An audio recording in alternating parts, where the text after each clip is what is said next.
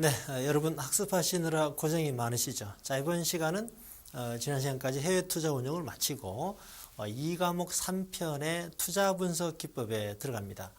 투자 분석 기법은 기본적 분석, 기술적 분석, 산업 분석 세 파트로 구성되어 있는데 분량은 좀 됩니다만 12문항이 나오는 무시할 수 없는 파트고, 또 기본적 분석은 어떤 시험 합격을 떠나서 금융인, 특히 증권맨으로서는 매우 중요한 소양이 되기 때문에 잘 학습하시면 많은 도움이 될 것으로 기대가 됩니다. 자, 이번 시간도 유익한 강의를 위해서 최선을 다하겠습니다. 자, 그러면 PPT로 진행을 하죠.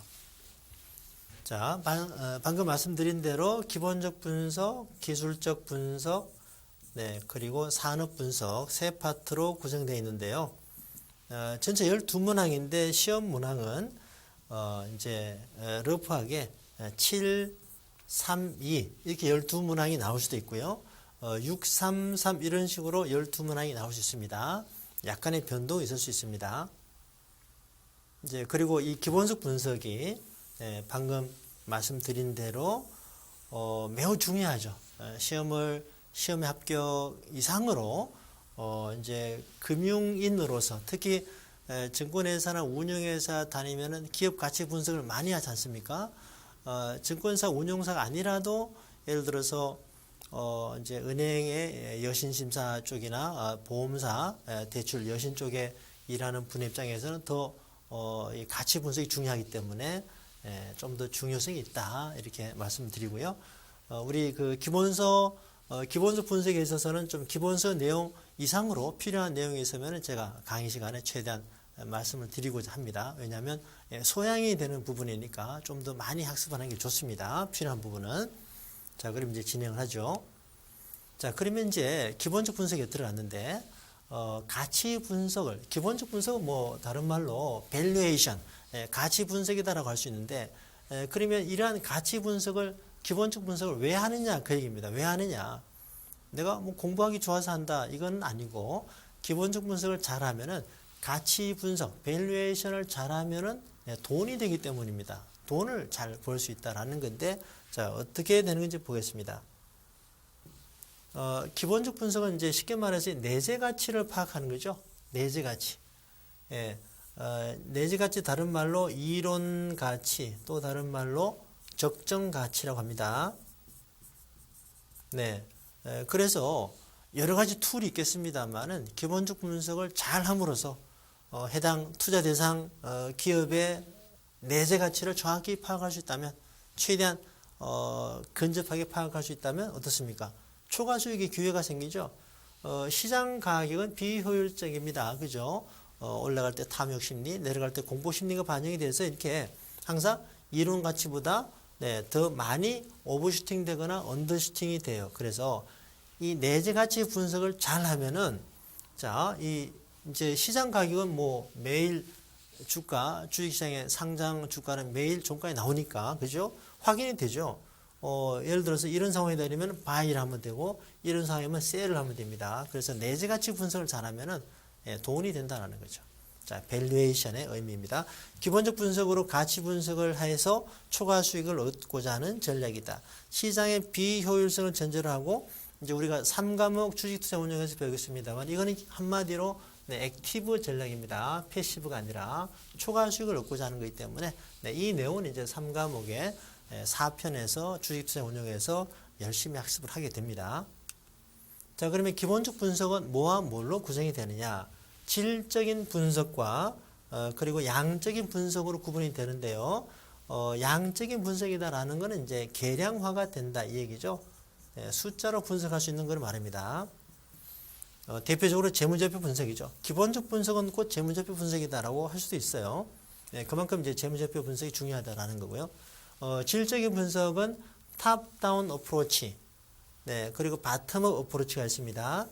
탑다운 어프로치를 하향식이라 하고, 우리말로 바텀업을 상향식이라 한다.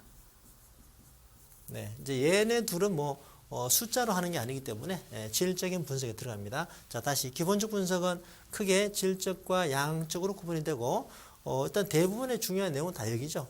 기본적 분석, 양적인 분석이니까 재무제표에 관한 내용을 많이 배우게 됩니다. 특히 이제 재무 비율, 자, 중요하게 다뤄야 돼요. 그리고 지난 시간에 리뷰 차원에서 어떻습니까?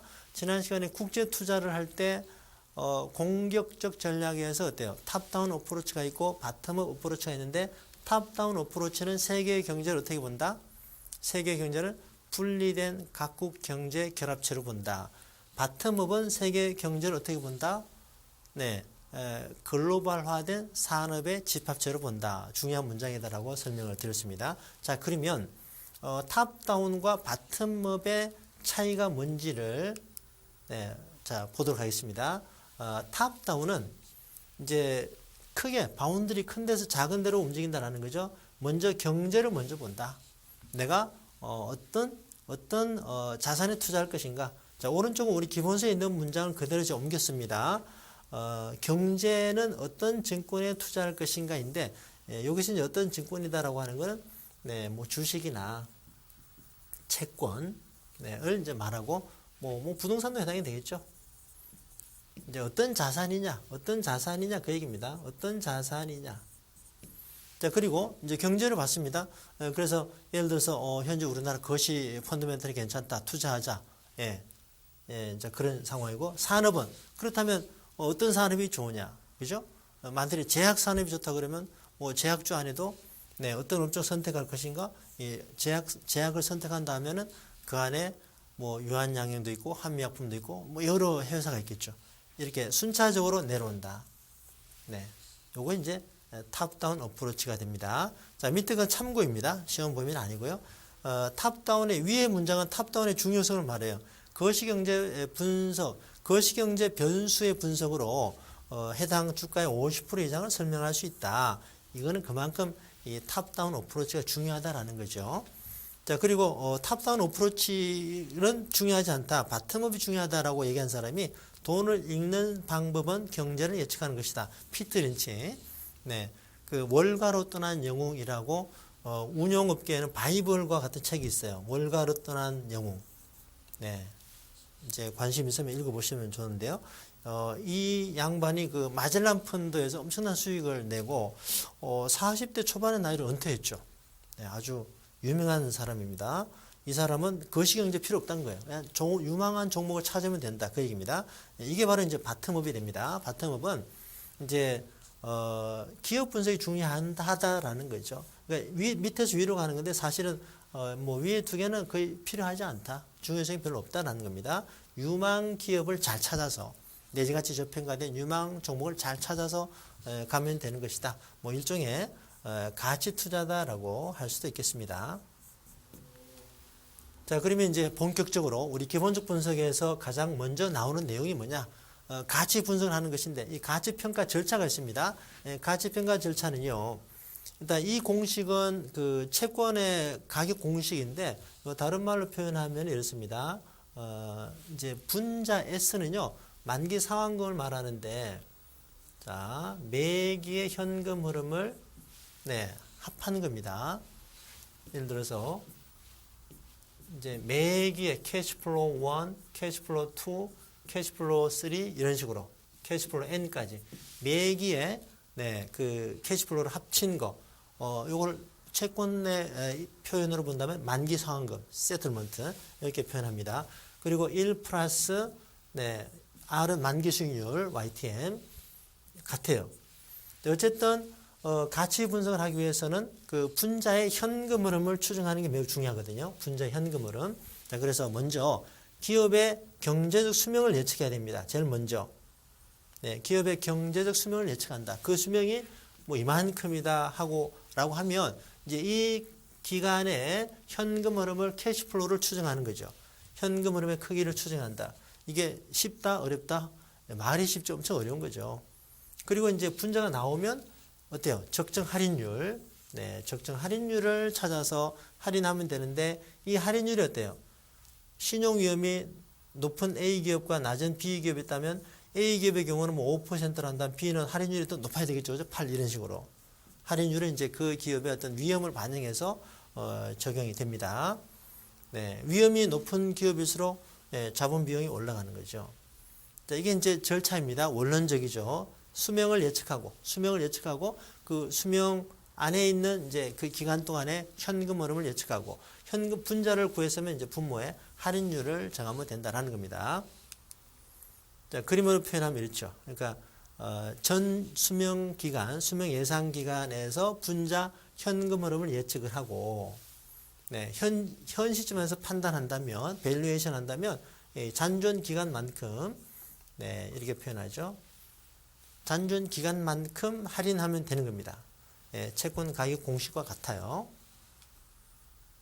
자, 그래서 자산의 현재 가치는 만기 상환금 또는 미래 총 현금 흐름을 적정 할인율로 잔존 기간만큼 할인한 것이다.